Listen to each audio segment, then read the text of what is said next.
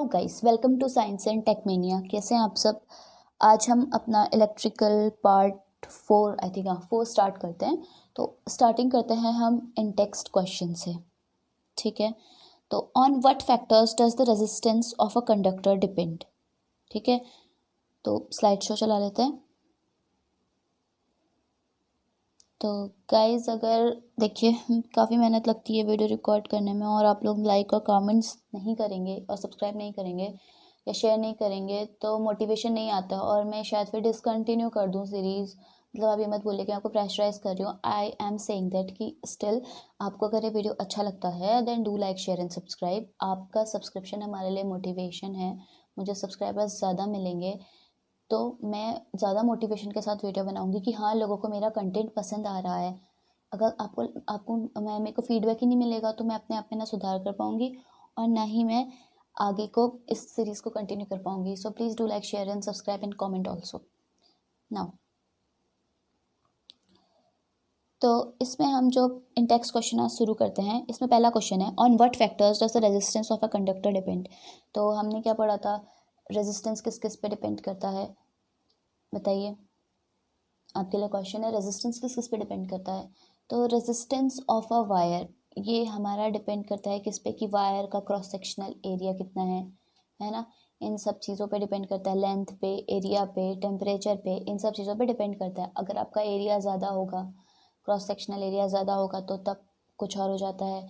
अगर आपका cross sectional area कम हो, तार पतली हो, तार मोटी हो, इन सब चीज़ों पे तो डिपेंड कर रहा था। Next question, will current flow more easily through a thick wire और अ थिन वायर। खुद बताइए, एक करंट ज़्यादा आसानी से थिक वायर से जा पाएगी कि थिन वायर से जा पाएगी। थिन वायर का एरिया ऑफ क्रॉस सेक्शन कम होगा तो उसको जाने में ज़्यादा रेजिस्टेंस ऑफर होगा, तो हम बोल सकते हैं कि एक थिक वायर से करंट ज़्यादा आसानी से जा सकती है। ठीक है, let the resistance of an electrical component remain constant while the potential difference across the two ends of the component decreases to half। ये आपको मैंने न्यूमेरिकल कराया था बिल्कुल उसी की तरह, और ये इलेक्ट्रिक टोस्टर वाला क्वेश्चन भी उसी तरीके से। ये आपके इंटेक्स क्वेश्चन एनसीईआरटी के, आप वहाँ से इन्हें देख सकते हैं। जस्ट इजी क्वेश्चन है, आप इन्हें रीड करिए, अप्लाई करिए। स्टिल आपको समझ नहीं आता है तो then I will solve it for you. ठीक है, तो आगे बढ़ते हैं हमारे नेक्स्ट लेक्चर्स पे। ठीक है, तो इसमें हम पढ़ेंगे resistance of system of resistors. आज हम देखेंगे, हमने अभी अपना जब पिछली बार सर्किट पढ़ा था तो हमने उसमें एक रेजिस्टर ऐड किया था सिर्फ। अब हम मल्टीपल रेजिस्टर ऐड करते हैं, और ऐड कैसे करते हैं, इन सीरीज।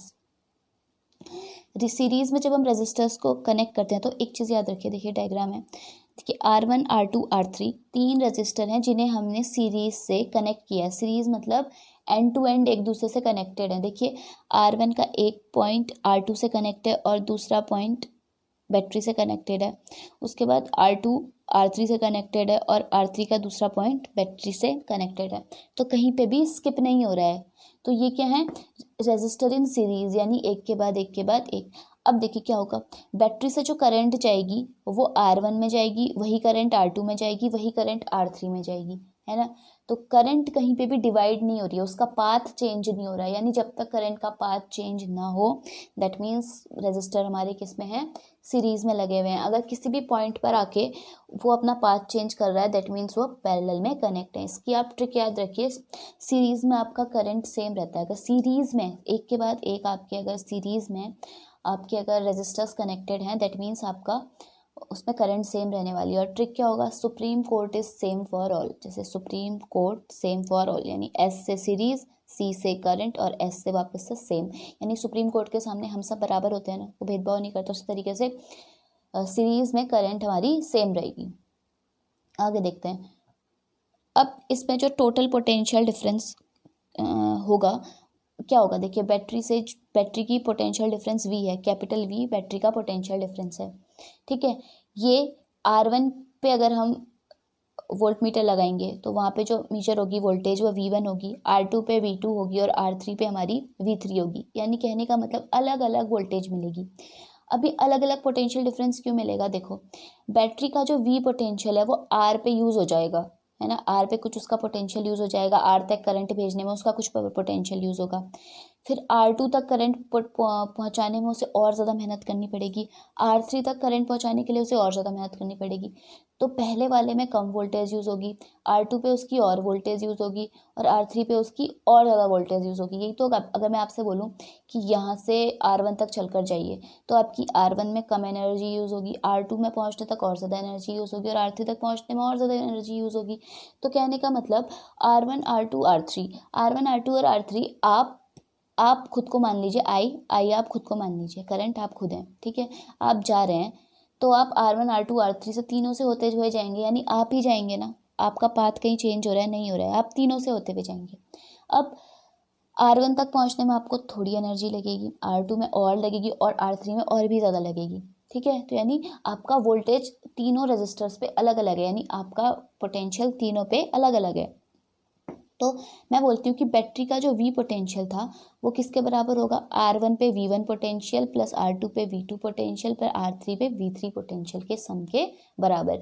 और जो ये कैपिटल V है इसे हम बोलते हैं इक्विवेलेंट वोल्टेज, यानी टोटल वोल्टेज जो आ रही है, ठीक है। अब उसके बाद अब हम इसमें ओम्स लॉ लगाते हैं। ओम्स लॉ क्या बोलता है कि कभी भी जब टेम्परेचर जैसी चीज़ें एटमॉस्फेरिक कंडीशन जब सेम रहती हैं उस केस में V is equals to IR होता है, ठीक है।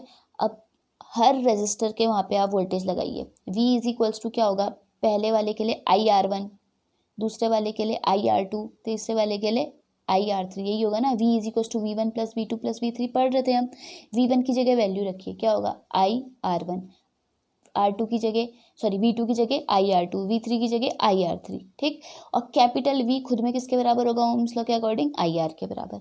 सबसे I कॉमन लेंगे वो कैंसिल आउट हो जाएगा, बचेगा क्या, R is equals to R1 plus R2 plus R3, ठीक है। तो ये हमारी क्या बन जाएगी, एक फंडामेंटल इक्वेशन बन जाएगी। इससे आपको क्या पता चला, देखो सीरीज के केस में जो टोटल रेजिस्टेंस आता है वो ज़्यादा आता है, ठीक है। सीरीज के केस में टोटल रेजिस्टेंस हमारा इकलौते रेजिस्टेंस से ज़्यादा आता है। देखिए कैपिटल R आपका इन सब का सम है, तो ऑब्वियसली बात है कैपिटल R आपका R1 से भी ज़्यादा होगा, R2 से भी ज़्यादा होगा, R3 से भी ज़्यादा होगा, यही तो बात होगी, क्योंकि इन सब का सम ही तो R है, तो R हमेशा इन सब से ज़्यादा ही होगा, ठीक है।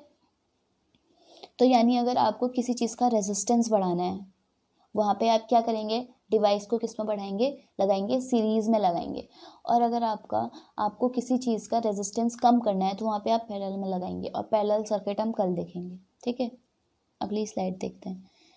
इसमें है we can conclude that when several resistors are joined in series, जब बहुत सारे रेजिस्टर्स को हम सीरीज में लगाते हैं, द रेजिस्टेंस ऑफ कॉम्बिनेशन यानी टोटल जो रेजिस्टेंस है वो इंडिविजुअल रेजिस्टेंस से ज़्यादा आता है, ठीक है। अब क्वेश्चन है आपका, an electric lamp whose resistance is 20 ohm, एक इलेक्ट्रिक लैम्प है जिसका रेजिस्टेंस 20 ओम है, और एक कंडक्टर है जिसका 4 ओम है, ठीक है। उसे 6 वोल्ट बैटरी से कनेक्ट किया गया है। तो हमें कैलकुलेट करना है total resistance, current through the circuit, potential difference across the electric lamp. तो चलिए क्वेश्चन कर लेते हैं यहाँ पे। तो देखिए उसने क्या बोला, शुरुआत से करते हैं क्वेश्चन, ठीक है। उसने बोला रेजिस्टेंस R बराबर कितना है आपका 20 ओम है, राइट। और उसने बोला कंडक्टर, और ये रेजिस्टेंस किसका है, लैम्प का, तो इसे हम RL लिख देते हैं। और and a conductor of resistance 4 ओम, और एक कंडक्टर है, कंडक्टर बोले तो कोई भी तार हो सकती है, उसका कितना है 4 ओम है, ठीक है, 4 ओम है। और उसको हमने एक 6 वोल्ट की बैटरी से कनेक्ट करा है, कितने की, 6 वोल्ट की बैटरी से कनेक्ट किया है। Calculate the total resistance of the circuit. अब टोटल रेजिस्टेंस कैसा होगा, इन्हें हमने अगर सीरीज में कराया तो टोटल रेजिस्टेंस क्या होगा, R किसके बराबर होगा, RL प्लस RC, यही तो होगा, लैम्प का जितना रेजिस्टेंस है प्लस कंडक्टर का जितना रेजिस्टेंस है। 20 प्लस 4 कितना हो गया बताइए, 24। तो जो हमारा RS आया, RS क्या था आपका जो RS आया वो कितना हो गया 24 ओम हुआ। RS आपका 24 ओम हो गया। अभी हमने देखा था बैटरी कितनी वोल्ट की थी, 6 वोल्ट की थी। अब आपको बताना था, पहला क्वेश्चन था total resistance of the circuit, वो तो आपने कैलकुलेट कर दिया, आपका 24 ओम है। उसके बाद सेकंड B पार्ट है आपका the current through the circuit, ठीक है। तो करंट थ्रू द सर्किट कितना आएगा, करंट क्या होगा, V is equals to IR, ठीक है। V आपका 6 दे रखा है, ठीक है, और I आपको निकालना है और R आपका 24 है। तो 6 4 जा 24, तो 1/4 की वैल्यू कितनी आएगी बताइए? 1/4 कितना होता है? 0.25, ये तो होगा एम्पियर। तो ये आपकी करंट थ्रू द सर्किट थी, ठीक है। अब आपको जो लास्ट निकालना है, potential difference across the electric lamp and the conductor. तो जैसे माना ये सर्किट था, ठीक है, एक ये बना लिया हमने बैटरी, माना ये लैंप लगा था और ये कंडक्टर लगा था, ऐसी तो होगा कंडक्टर, ठीक है। अब वो बोल रहा है इन दोनों के बीच का, वो बोल रहा है इन दोनों के बीच का आपको पोटेंशियल डिफरेंस निकालना है। इन दोनों के बीच का पोटेंशियल डिफरेंस निकालना है कि जो बैटरी ने यहाँ से यहाँ तक काम किया था और जब बैटरी ने इन दोनों के बीच काम किया था, उन दोनों के बीच का रेजिस्टेंस निकालो। बहुत ईजी है। हम क्या करेंगे, जितना काम मैंने यहाँ से यहाँ तक किया था, देखिए जितना काम मैंने यहाँ से लेकर यहाँ तक किया था, उतने में से मैं अगर यहाँ से लेकर यहाँ तक का काम हटा दूँ तो इन दोनों के बीच किया हुआ काम आ जाएगा ना। तो हम वही करेंगे। देखिए हम यहाँ पे क्या लिखेंगे, सबसे पहले पोटेंशियल डिफरेंस V1 निकाल लेते हैं। वो किसका होगा? V1 होगा आपका 20 ओम वाले रेजिस्टेंस का, ठीक है। तो वो होता है IR1। आई हमने कितनी निकाली थी अभी? 0.25। तो 0.25 इंटू R1 कितना था, कितना है उसका? 20। तो 0.25/20 की वैल्यू निकालेंगे, अब कितनी आएगी बताइए?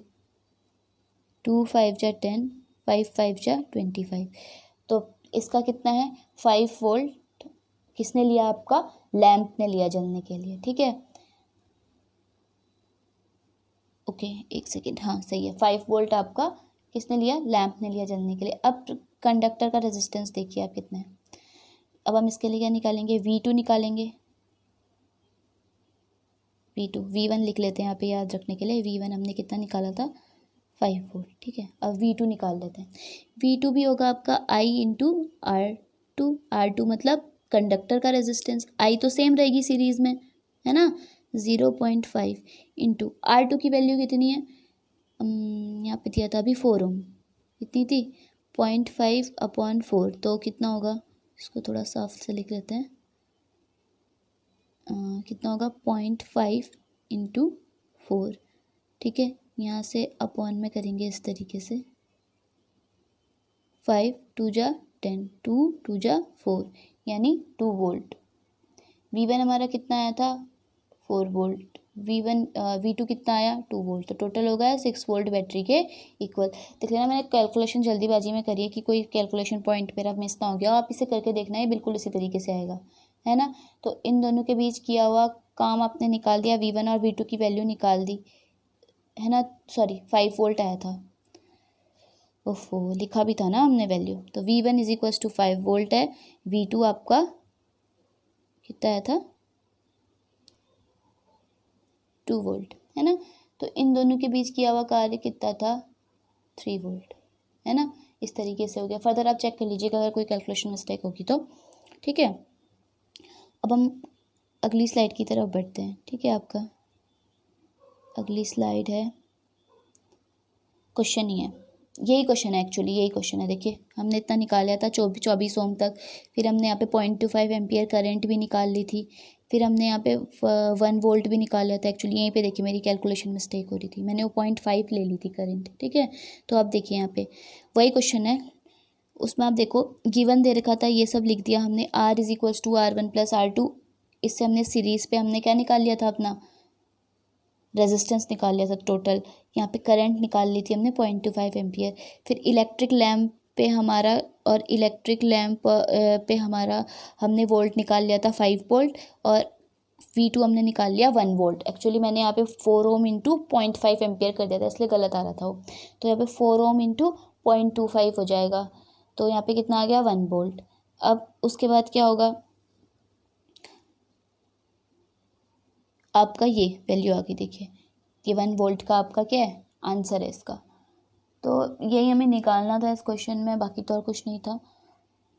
शायद देखते हैं अगला क्वेश्चन है, यही था एंड ऑफ द क्वेश्चन। तो इस टाइप के आपके क्वेश्चन है, सिंपल से क्वेश्चन है, बस थोड़ा सा लॉजिक रखना है आपको कि सीरीज में क्या होता है, पैरेलल में क्या होता है, ठीक है। अगर आपको इस टॉपिक से रिलेटेड क्वेश्चंस और करने हैं, पहले आप एनसीईआरटी के क्वेश्चंस एक बार करके देखिए, और इससे रिलेटेड क्वेश्चंस अगर आपको और करने हैं तो हम क्या करेंगे, इस सीरीज़ में पैरेलल को शुरू करेंगे, मतलब इसी वीडियो में पहले हम पैरेलल क्वेश्चंस को कर लेंगे, पैरेलल के टॉपिक को पढ़ लेंगे, उसके बाद वापस से सीरीज़ और पैरेलल के एक बार क्वेश्चंस लगा लेंगे, ठीक है। तो एक बार आप क्या करिए, रिवाइज करिए वो डेटा, और उसके बाद ये सीरीज़ में क्या होता है एक बार इसका आप डिटेल नोट्स बनाइए। देन आप क्या करिए, एनसीईआरटी के क्वेश्चन एक बार करिए, तो एनसीईआरटी के क्वेश्चन करते हुए आपको समझ आ जाएगा। So guys please do like share and subscribe, ताकि मैं सीरीज़ को आगे करती रहूँ और make more people to add in this channel. Bye bye. Take care you all.